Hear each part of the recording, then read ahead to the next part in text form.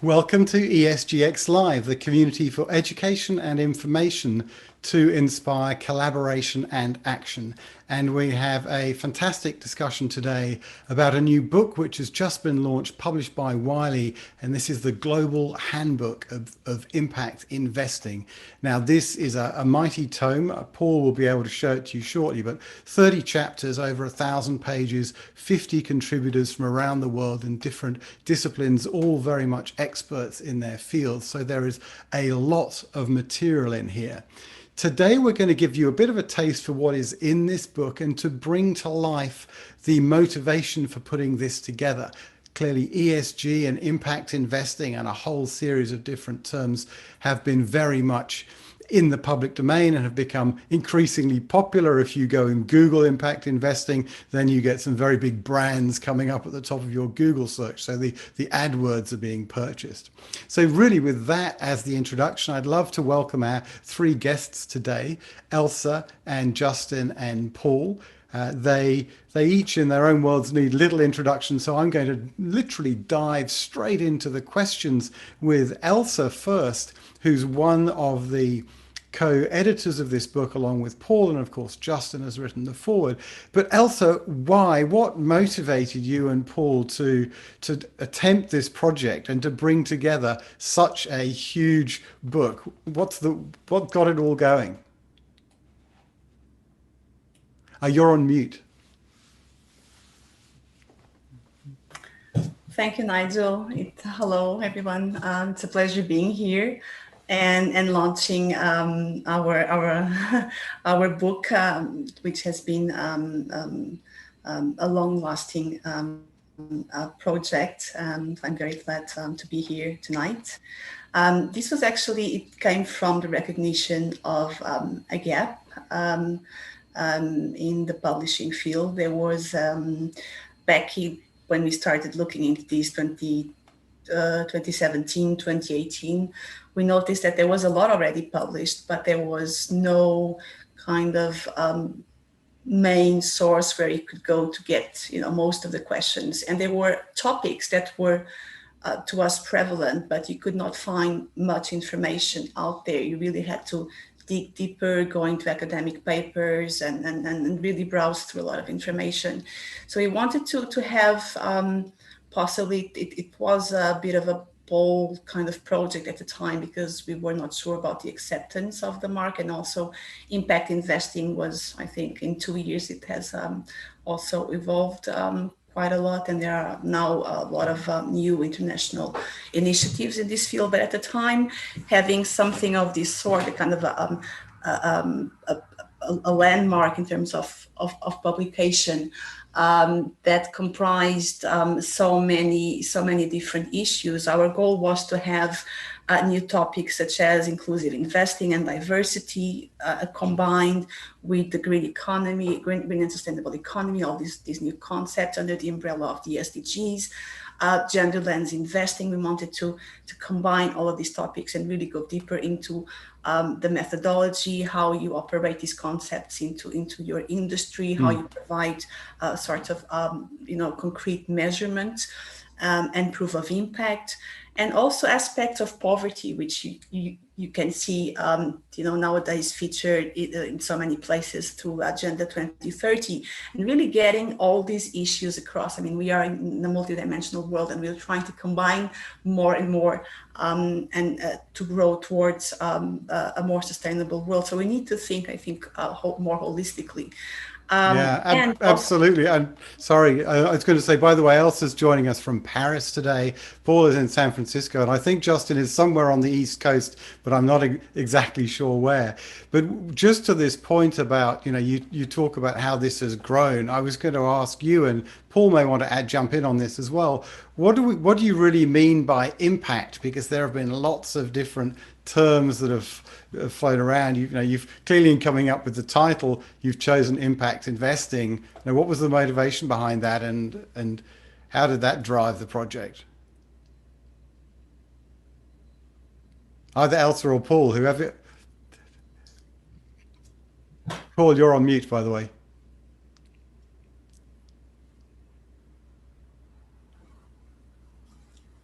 Okay. Shall I go through? Maybe Elsa, Okay, yeah, here you we go. Okay, good. So, Okay. so first of all, the reason why I love the word impact is it's 6 letters and 2 syllables, and it's very memorable. But also, everybody finds themselves under the umbrella of impact, whether liberal or conservative, progressive or traditionalist. And so, investing for impact is just something that luckily has taken hold as a global movement. And that when we wrote the first hit book back in 2010, it hadn't yet become sort of as globalized as it is today. So Justin can dig into more of that. And then what I'm really proud of is luckily these 1,300 pages fit here. So it's bigger than Game of Thrones, the first one, and bigger than Barack Obama's volume 1. We'll see if it ends up being bigger than volume 1 and 2. And with the 50 authors from around the world, it's actually, carryable. It's not luggable, it's carryable. So Wiley's done a great job at packaging it together. So I think the key is whether you put your toe in the water, and I think Justin's going to talk a little bit about this, like how to put your toe in the water and get started, or how to take a deep dive and do this across your whole portfolio. This is a guide to do that in a very methodical way. And whether you're an investor, whether you're a fund manager, investment advisor, whether you're a trustee, or whether you're a student and an academic, there's content for everybody in this book. Fantastic. Thank you, Paul. And maybe it's a great moment to bring Justin in and to put the question to you around, why your enthusiasm for this project. You've obviously been doing all of this in real life, both in your own family's investments, but also in various organizations you work with. What drew you into all of this, both impact investing as a subject, and then what brought you into this particular project in this book? So I think the second question might be simpler. So, how do you say no to Paul and Elsa? It's as simple as that.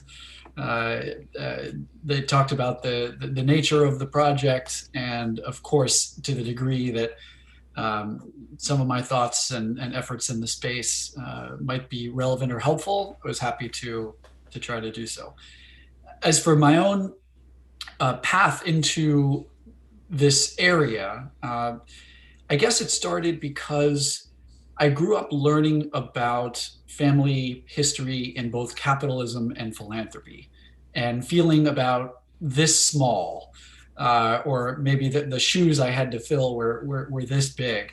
And how do you make your mark when there's such sort of outside achievements in philanthropy and capitalism, especially given that the financial situation of the fifth generation of the family is very different than it was in prior generations.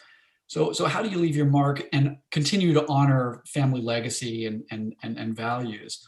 Well, it turns out that impact investing sits very comfortably at the intersection of capitalism and philanthropy, or builds off of both traditions. And for me, there was sort of an aha moment. I know that for most people, it's a bit of an evolution in this space, but I had a professor at university, philosopher Peter Singer, and he made very clear for me the ties between what people do with money and the moral consequences of those actions. So how people earn money, how they spend money, how they donate money, and how they invest money all have moral consequences. And to the degree to which we can track what positive and negative impacts our money is having in the world, then, to be able to tie those back to your values and the causes you care about, make the whole project of investing or donating or spending or earning money that much more interesting. And so in my quest to try to lead a more examined life, it became only natural that I would pursue this path and learn more about the field of impact investing. Nigel, you're on mute. I knew I'd catch myself out eventually. I was going to say, as you know, I think great lessons in there for everybody, almost whatever organization you're in, whatever you're doing. You know, it begs the question, how can you have impact? And maybe that leads to, where do you start? You know, for you know, Justin, if you're a family or an investor, or for that matter, a business coming to this topic and saying, okay, we know we need to do more. Where do you begin, and what's the motivation for doing that when a lot of people are either time poor or easily distracted by quarterly results or something else that shouldn't be as much of an obsession as it is? So I think the salient point here is that the dollar sum total doesn't matter in terms of the process, right? If you are one of the richest people in the world, all in technology these days, your ability to have outsized impact is obvious. But if you have a fraction of that amount of money, which most people do, it turns out the process can be very similar.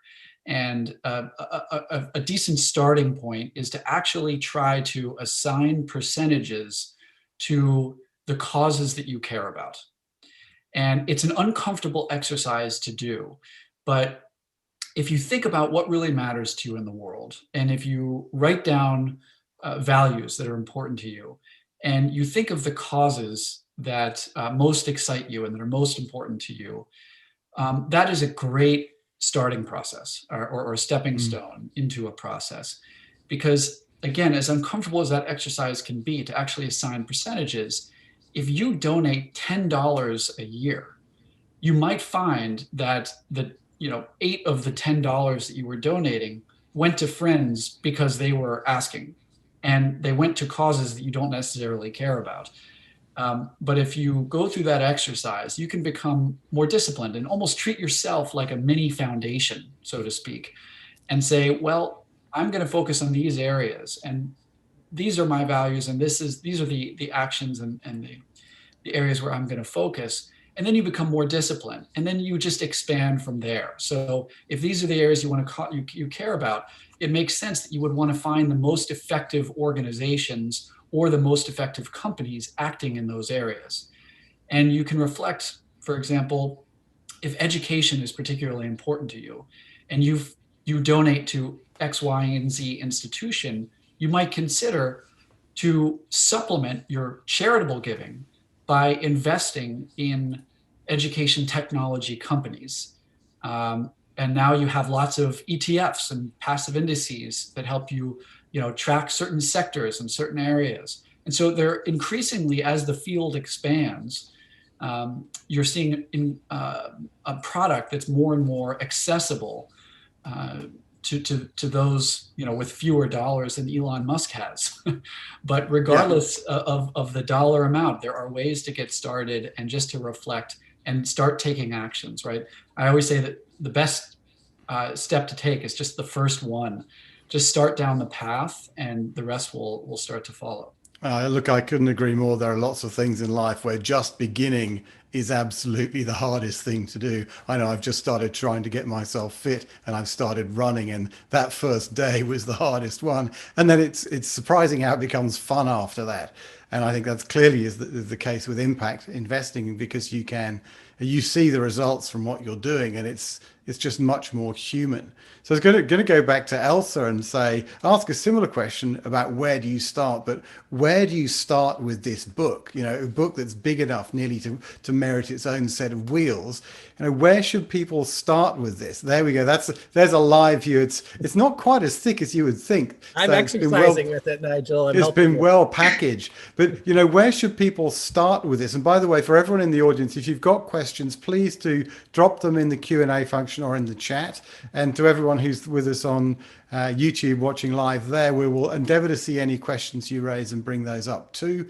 And please do use the like button. That helps other people see all this important perspective that these guys are sharing. But Elsa, where should people start with this book? Well, I think there's something for everyone. The book is quite comprehensive, as Paul already mentioned. We can also see how it is structured. We were very ambitious in the sense that if we decided to go for such a sort of book, a global handbook, it would have to be comprehensive. So all these topics, and I haven't measured one that is very dear to me, which is metrics and impact measurement. And this is something that was a driving force for me also, because I've been working on this over several years, and because I thought that it would be more obvious, because most methodologies are already out there, but we need to connect the impact investing field to the research, to the academic field, and also to the impact assessment and evaluation fields, which are out there and being applied in DFIs and multilateral development banks. So there is a wide range of tools already there, and you have different sorts of worlds here that are not communicating. We want to bring them all together. As Paul mentioned, like this book can be used for academics, for investors, evaluators. It has contributions from all these guys, and actually set apart beyond definitions also differences in concepts, such as what is contribution, what is attribution. Most times when we're trying to assess impact, we tend to think about how this project or investment is contributing towards something, towards an overall impact, what we call impact. Even definitions are tricky. But we tend not to think as much on attribution, which is how do I prove that impact that I see there is actually connected, or to what extent it can be attributed to my investment. So these are issues that we wanted to tackle and bring in also a set of scientific and methodological tools. So there's a bit for everyone. I think we can go through the structure of the book a bit. Paul, if you can show the PowerPoint, perhaps. Yeah, and Paul, maybe you want to comment a little bit on that, and then I'm going to come back to Justin and this question about data and measurement, because I know that's something that you're passionate about and you've had a lot of involvement with. Yeah, let me just chime in for a second. So a couple of the authors are online right now. So we have Lauren Agnew. She wrote about place-based investing. We'll do a webinar on ESGX with that coming up soon. We also wrote about human capital valuation. So if anyone's ever heard CEOs say people are our most important asset, people are not an asset on the balance sheet. They're not even an operating lease on the balance sheet, if you want to get into that deep. So great. Now, they're usually a liability, right? Liability and usually employee benefits. Yeah. The biggest part of the cost structure, 55% of cost structure is usually people on average. And Kristen Dougal of Presidio Graduate School did a great job co-authoring that with me. We have gender lens investing, so Elsa co-authored one of the chapters there, but there's 4 different chapters on gender lens investing. There's a diversity inclusion investing that's very timely, and that attaches it to a scope 1, scope 2, scope 3 framework like greenhouse gases, but for diversity. Megan Morais wrote about sustainable retirement plans. We also have Chander Balakumar on the call. He wrote about fossil fuel-free investing, one of Justin's favorite topics. And these concepts of a green transition bond and a social impact bond and a climate impact bond, there's a chapter on each of those. So if you're looking for something tangible to do as an investor or an issuer, this is the book. And as Elsa introduced, the impact measurement, a very thick section of the book, 6 chapters there, examples from China, India, Italy, Finland.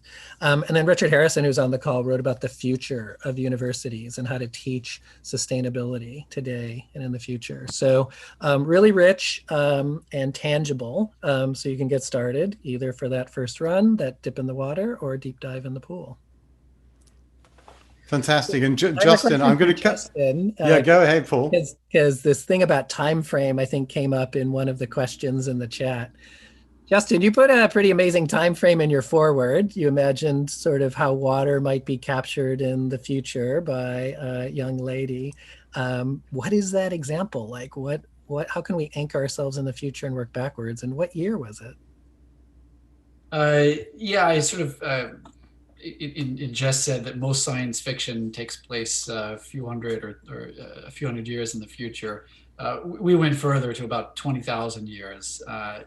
Who's to say that humans will resemble what we recognize as humans today? But I think the exercise is helpful, because if we play our cards right as a species, we should be around for a very, very long time. at least 500 million years here on Earth, billions of years once we start to populate other planets.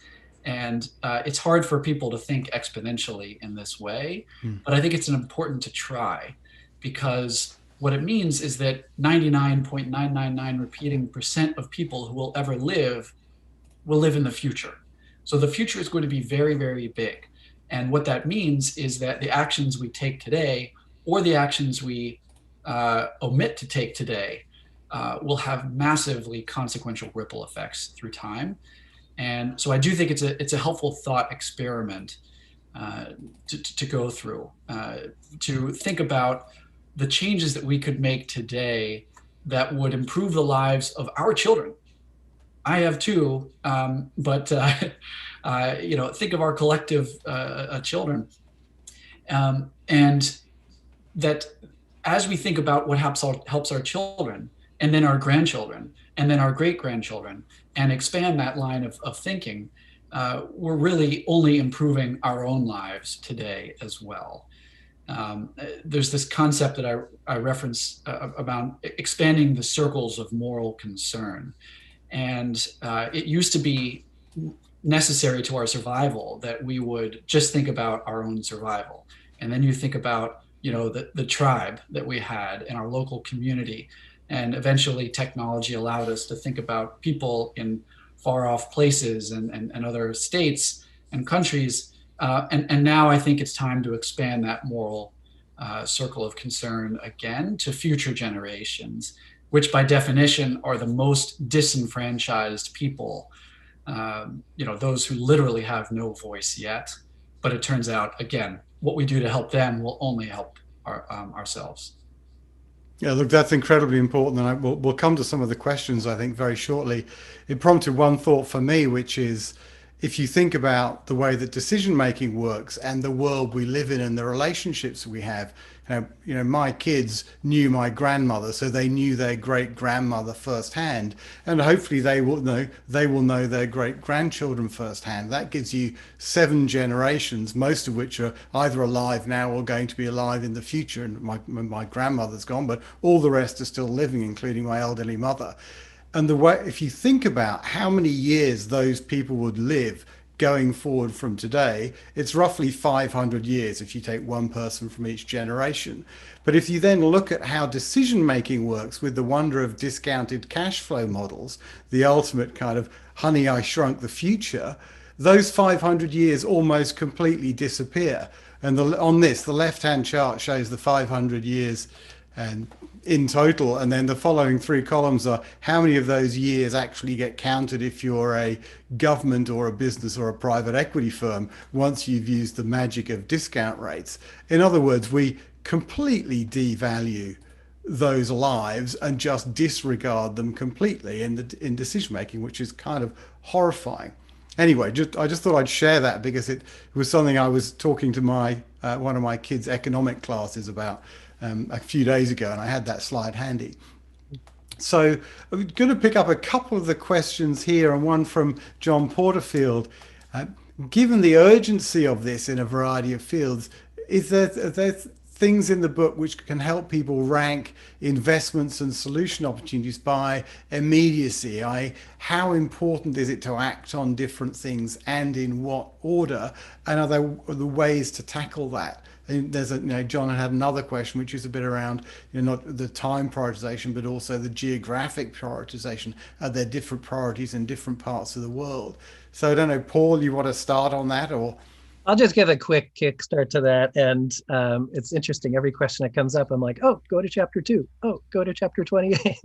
Because there's both like a project evaluation framework, and Nigel, you're just showing private equity, corporations and government and their discount rates. And Elsa does a lot of work, multi-sector and multilateral, in working with organizations that are similar to like World Bank, IFC, African Development Bank. And those, I'd say one of the key answers to this question is think multi-sector, think how to deploy instruments multi-sector. Because if we do lead with impact, all organizations have the same goals of people and planet and trust. And in the first book I wrote, Hip Investor, We talked about Maslow's hierarchy of needs of health and wealth and earth and equality and trust. And what's in this book is a lot about the sustainable development goals. And so Elsa, you've co-authored or edited chapters focused on those SDGs. So I think the SDGs, now that they're required by institutional investors in France and the Netherlands to do reporting on, and Justin works at Adipar, which does investment and portfolio reporting, which includes impact. Those SDGs could be layered on. We're doing a lot of this work at HIP right now and connecting SDGs to muni ratings and corporate ratings. So I'd say lead with the SDGs, and that is inherently multi-geography, multi-sector. But Elsa, what would you say about sort of a multi-sector approach or multilateral approach? You're on mute. You're still on. You're on mute. You're on mute. I was saying that I agree with Paul that we cannot avoid the SDGs. That's the macro framework we all have to work on. But most of the work that I see throughout is, again, the link of contribution and not attribution. What do we do, in fact, with the SDGs? We just tend to say, well, my project, my investment contributes to SDG 1, 8, and 16, or 3.4 and whatever. And we are not actually doing more than this. We need to go deeper. We need to go much further into really connecting what we do with what we were discussing with the future, and also having the right discount rates. We know that discount rates, we're talking now as economists, right? But the discount rates, or how much we discount the future, is extremely relevant for how much we value the present vis-a-vis the future. So this issue about valuation is quite relevant. And concerning the SDGs, we need to go beyond contribution. I'm contributing towards something. It needs to be more effective in terms of how we actually prove impact. And I think the credibility of this field is very much hinging on sort of going beyond qualitative, but being a bit more quantitative, or using mixed methods, which I think is the way forward to really account for and show impact. And this allows this kind of a mind frame of, more quantitative assessment of where, what is my impact, and where do I want to be in the future? What is the mark that I want to leave?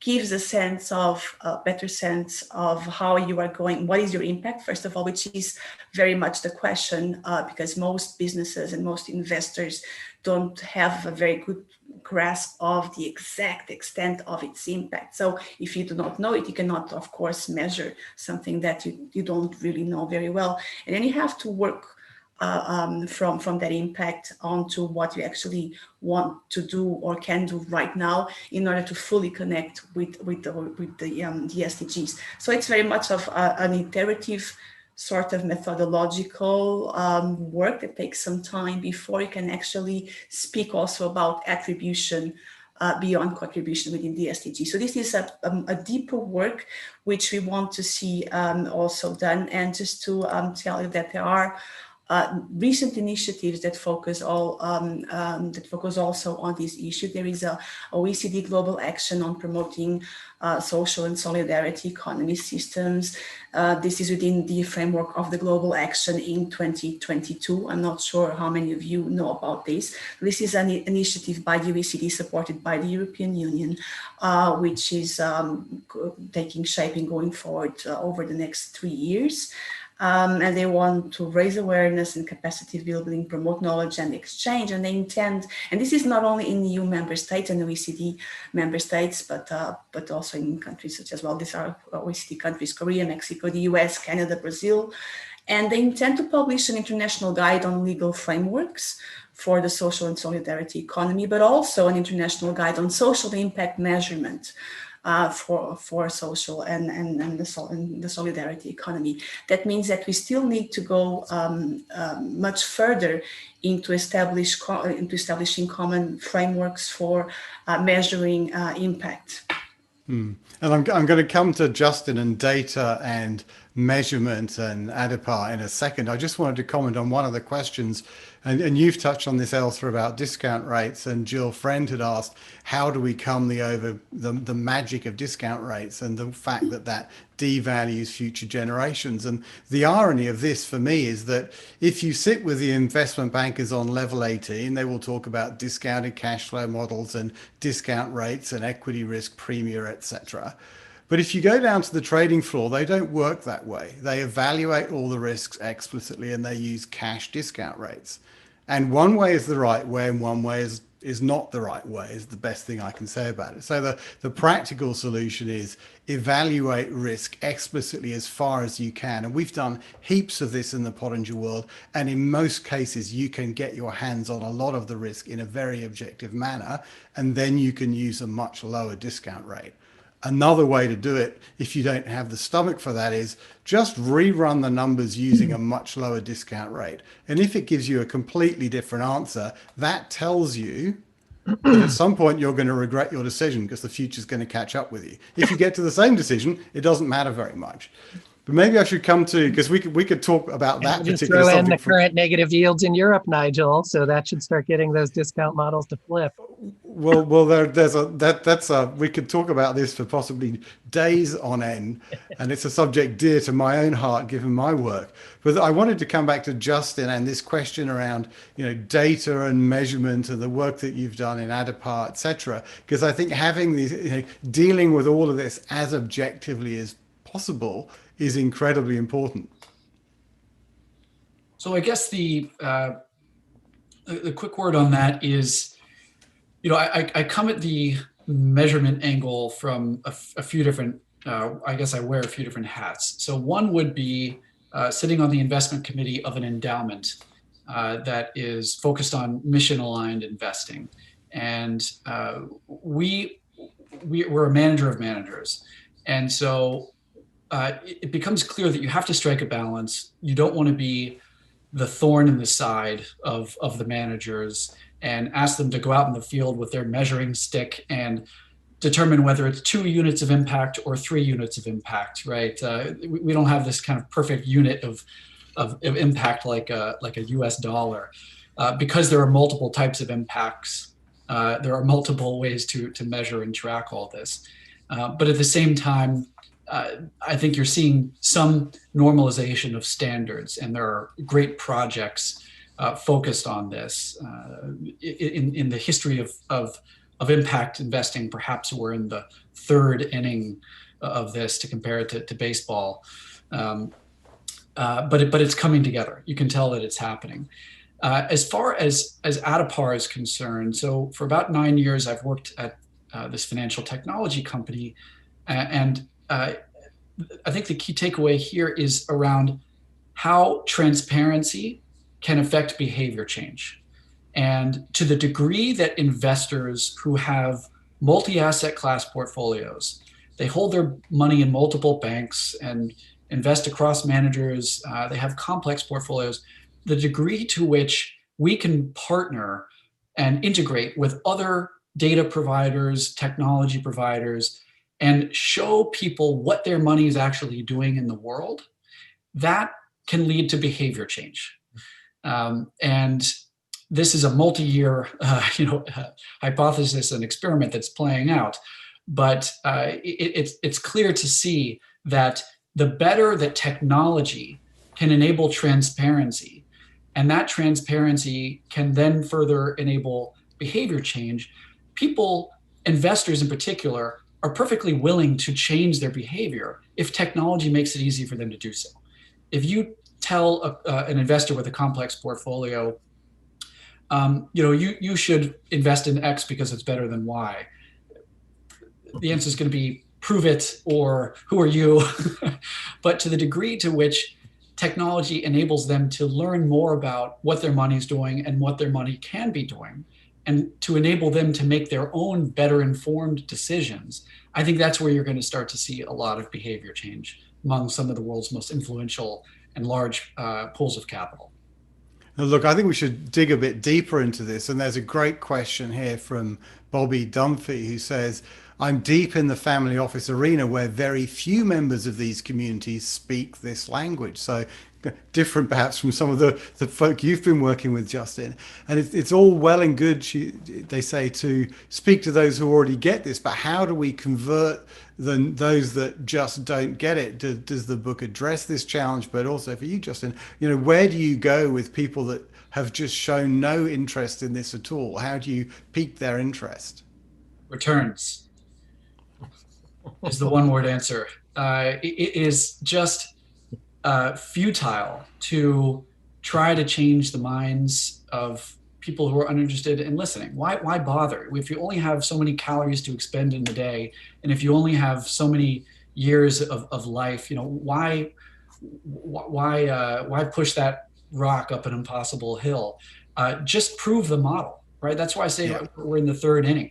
The returns are in. There are multiple peer-reviewed studies showing that long-term performance. Look at 2020, right? That long-term performance is going to improve when corporations incorporate ESG factors, and if they think about risk in a myriad of ways. Better employee retention, better recruiting, the list goes on. As we prove out the returns, then that is the best megaphone that we can use in convincing others.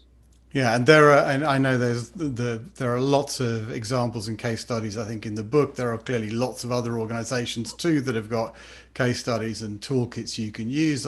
Some of my favorites are in the world of infrastructure investment and airports. One of the large Australian infrastructure managers realized they should put solar panels on the roof of their airport, and of course the energy costs go down, and the payback period is up to 90 days.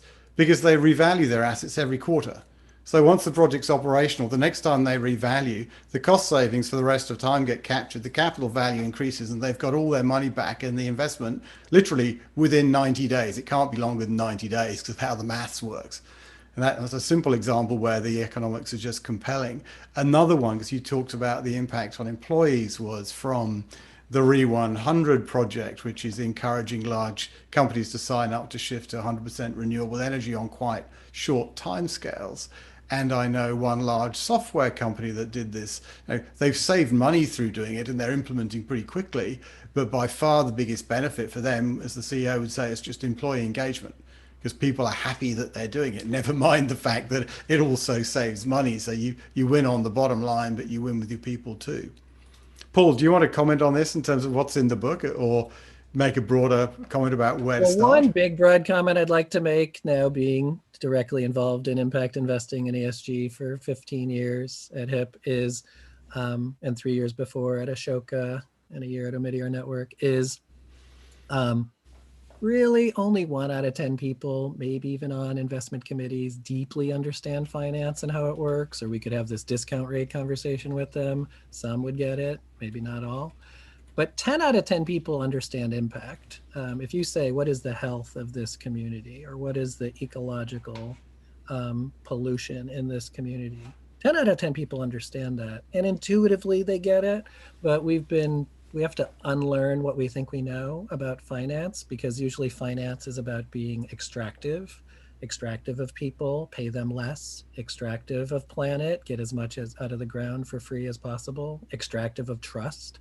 So if you can get people to take a step back to the mission, which is, what problems do we want to solve? What solutions do we want to bring? What SDGs can we put in our investment policy statement, or IPS?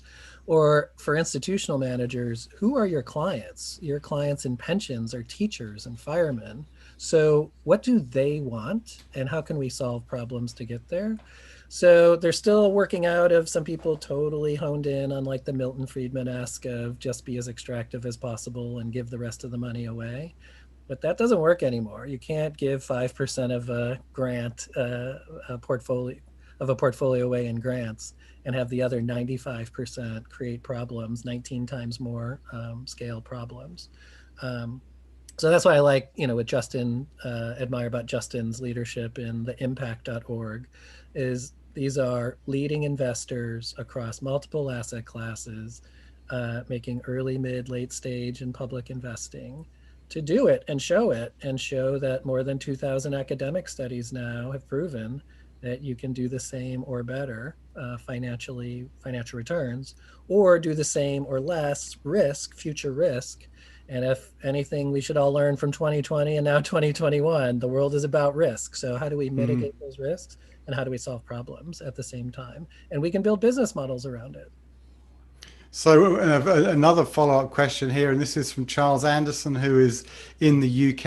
And if it's the Charles Anderson, I think it is, he used to run the UN's Environment Programme Finance Initiative, UNEPFI. And he says, if returns are the trigger, which I think we all agree they are, why is there so much difficulty in getting institutional fund managers to radically shift how they think?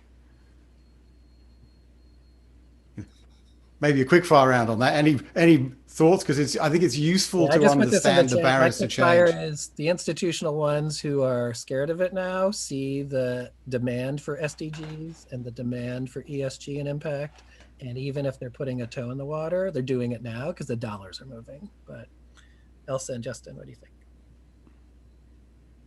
I would just add that there's so much more product available now for institutional investors than there was even 5 years ago. It's night and day, and the trend is extremely clear in the wealth management space. In any case, that wealth managers are responding to the demands of their clients, because to the degree that they want to retain clients, i.e. the children of their existing clients, the people who are demanding some of these solutions, they have to go out and find product. So there's both an increase in demand and an increase in supply that I think is helping the field and, frankly, the world. Paul, have you got any questions you want to ask? I'll give one question for Justin and one for Elsa. Justin, I know it's almost dinner time for you and your family, so I'll be respectful of that since you may need to jump off.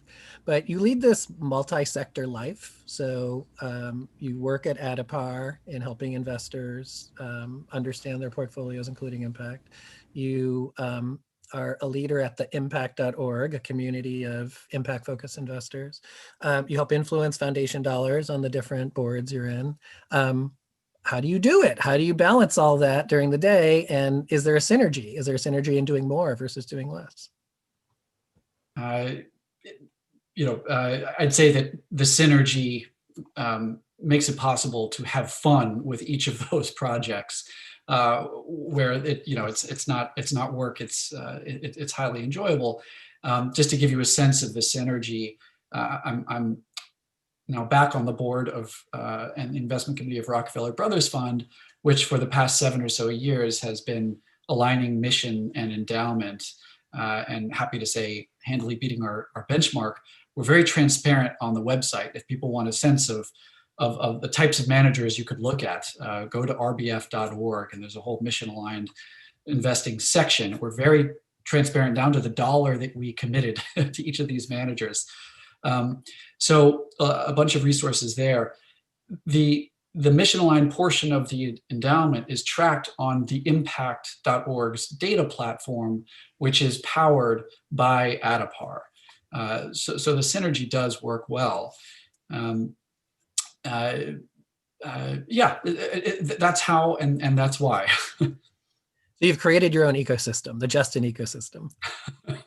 I don't think of it quite that way, but but I mean, you've led it. You've helped hybridize it. So I think one of the key questions before you might need to go is how do you put one toe in the water, and then how do you put all 10 toes and 10 fingers in the water? How do you get people off the mark to get started or to go deeper?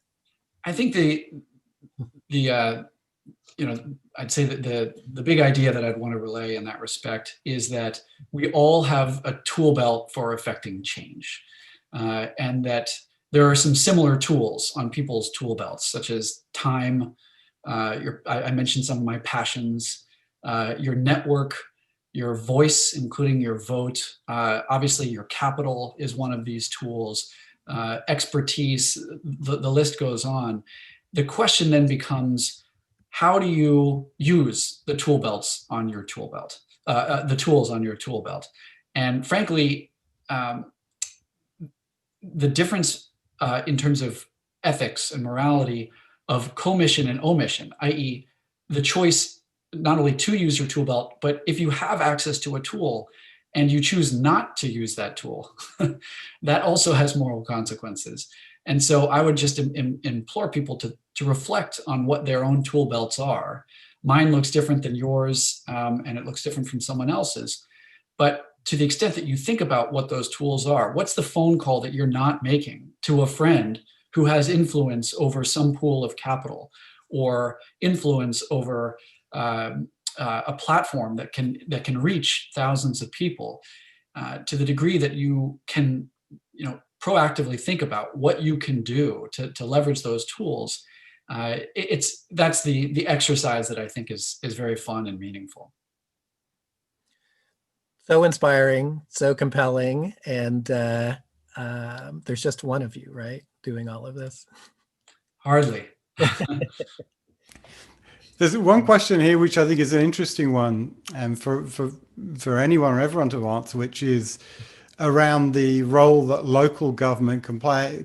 And this is from Marianne, and I can't just see her full name here, but Marianne, who asks, are you familiar with any government leaders on the local level in the US who are committing to building back better and see their budgets as a way of starting to drive change? I won't read the whole question. There's lots of thoughtful things in there, because a lot of this can get operationalized at a relatively local level.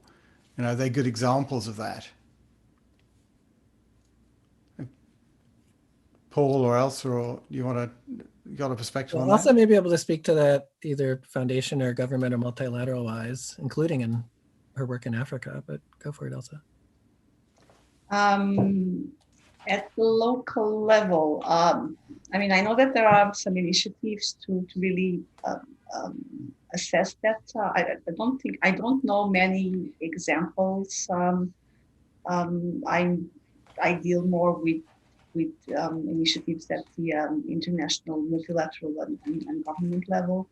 I know that there are some initiatives, for instance, at the OECD ongoing, to look into policy making and supportive policy frameworks for impact investing. I think there is a lot that can be decentralized, as a matter of fact, and we need to look at those incentives from other angles.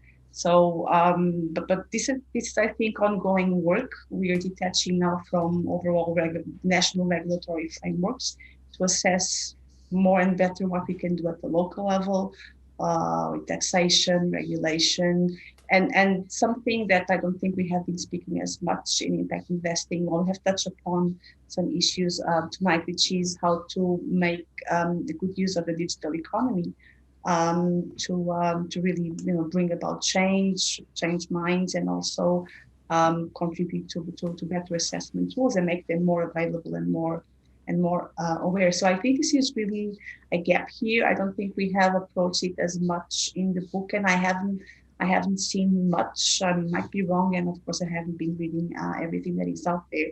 But they are from the side of policy frameworks. I don't know many. I'm not remembering now the specific country that has done a lot at the local level, or deregulating, or having municipalities taking these into account. But this is certainly something that is going to develop in the near future, and is a gap for research and a gap for intervention. I know just one example that we've been looking at recently, it relates to carbon capture in the lime and cement industry. So this is an industry which accounts for almost 10% of carbon emissions, CO2 emissions globally. Roughly 60% of that is driven by the process. It's not driven by energy usage, so you can't remove it. It's just part of the chemical equation involved. And the state of California has already put a significant amount of effort into developing a roadmap for deep decarbonization of the lime and cement industry. So, there's an awful lot more to be done to turn that into real life. but partly because most lime and a lot of cement is locally manufactured because of the way that industry works and the cost of shipping. Indeed, I think California, it's 99% local production of cement. You can put firm boundaries around that and laws around it, forcing people to comply and drive some change. It's a pretty extreme example from a difficult area to deal with, but there's certainly, that's one. There was another question here, and let me just see if I can spot it. It's which is, and this is from an anonymous attendee, which is, so thank you for asking this. How do you all feel about the impact that foundations are making with the legacy system model of driving change through investments, grant making and donations rather than through their primary business portfolios? And is that changing? And I think this is the sense that there are some families that have, or indeed some activists who want to make change kind of through what they do on the fringes, but haven't driven that change completely into their main investment portfolios or businesses. I may not have asked that very well, but any thoughts or comments around that would be really interesting. I could take a stab at it from what I understand, some of the elements of the question, which is foundations today, if I could paraphrase, how should they tackle societal and environmental challenges? Kind of what business model should they use? And I think there needs to remain an element of flexibility, because our ability to address certain problems is actually improving, and yet certain problems need to be addressed in a very meaningful way and targeted way sooner than later. So there's a contradiction inherent in that equation, and I think that each foundation needs to look at their own tool belt, right? So what's their mission? What are the areas they're focused on? What are the problems that are most important, that are most solvable, and that are most neglected? And then look for the acupuncture points of action that they can take. So on the giving side, there might be sustained opportunities for funding a process, right? Not necessarily funding a result, agnostic to the process, but actually the importance of funding a process where all the other capital isn't going to be focused on that particular process. But if you could take a bet on it, 10 or 20 years this process could take, and you're the patient capital working because you have the expertise, the network, the relevant tools. There are other instances where I think, again, you should be sort of almost agnostic as to the process and fund a result. So prize-based philanthropy is a very effective way to affect change and to leverage other resources coming in to address certain social and environmental challenges. So I wish there were a blanket, best practice here, but I think it depends on the geography of the foundation, the mission of the foundation, the reach of the foundation, and I just hope that each board of directors will reflect on that. Should we have an expiration date for our foundation?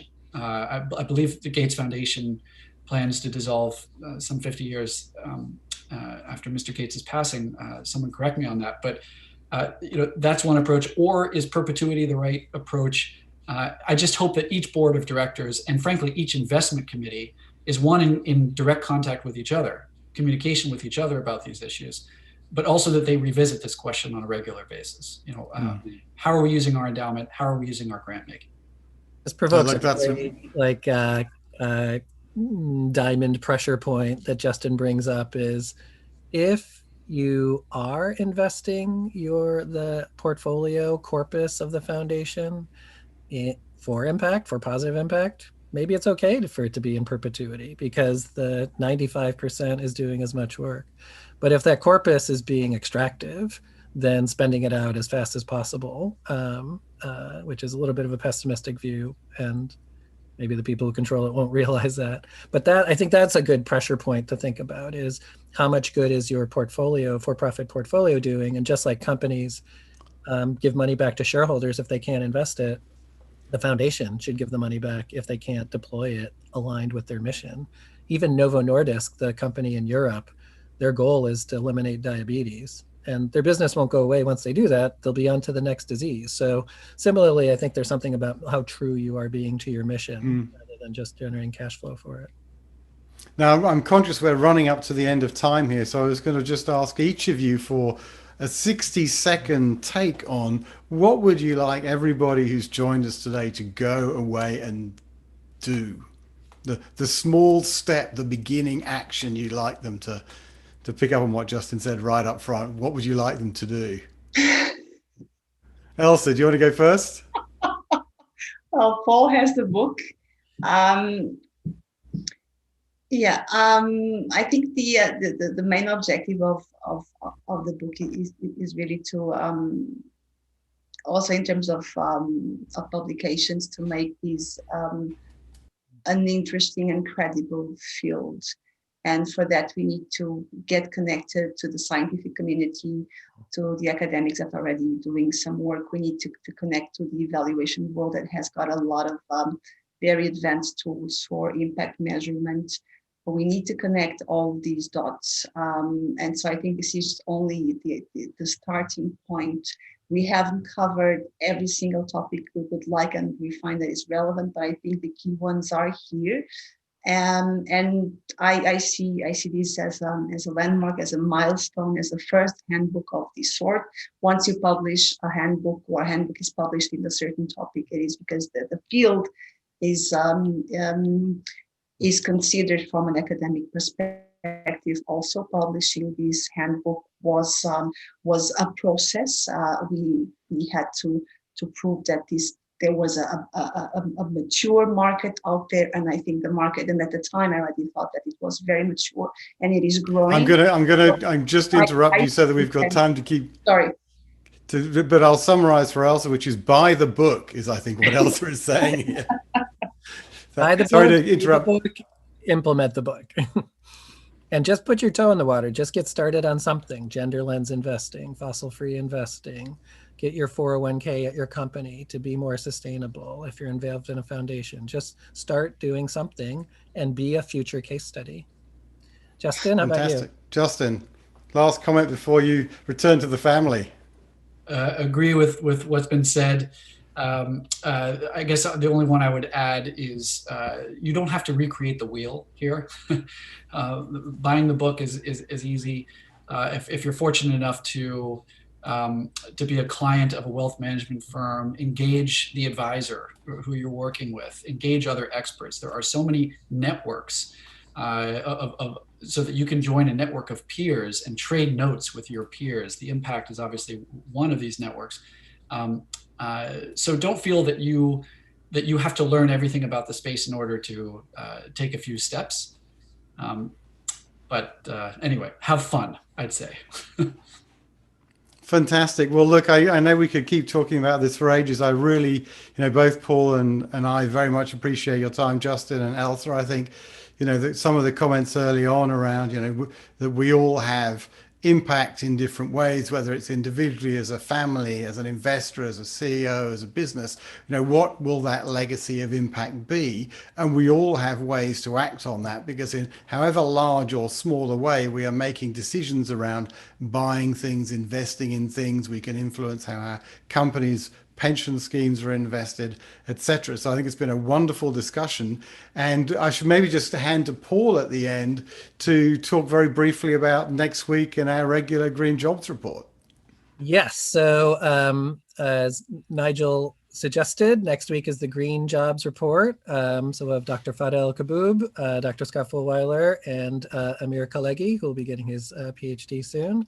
And special guest Patricia DeMarco, Dr. Patricia DeMarco, who's involved in Reimagine Appalachia. So we'll do our regular 2-month lag on what jobs are changing in the Bureau of Labor Statistics and how they're green or not, and how regions like Appalachia can move more aggressively. And Justin, that's part of your where you grew up, right? I actually recently made an impact investment in a company called Solar Holler, making solar panels the norm in West Virginia, in coal country. Outstanding. Outstanding. Super. Fantastic. Thanks, everybody. Well, thank you all very much. It's been a great discussion, and